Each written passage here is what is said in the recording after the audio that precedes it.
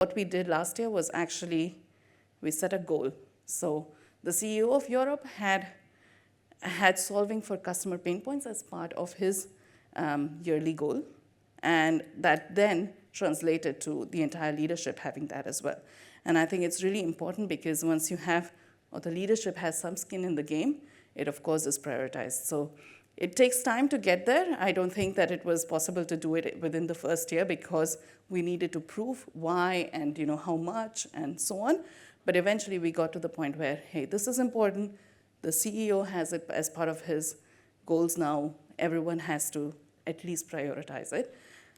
I would say the second is the same, continue to quantify and prioritize those pain points as much as possible, because those numbers matter at the end of the day, and it helps you prioritize against, let's say, the ROI on investing something in the revenue, right, and so on. So that is something that we continue to do. And then the third bit, which was committing and having resources that were allocated for this program, helped us a lot. But to get there as well, it was important for us to track and measure, when you solve for a pain point, what really happens, right, with that cohort of customers or with that specific, for that segment of customers. So it was important for us to track, measure, communicate, and really, yes, champion that program. So we do have a couple of people within the organization that really champion it for me, for the customers, and I think that voice also matters.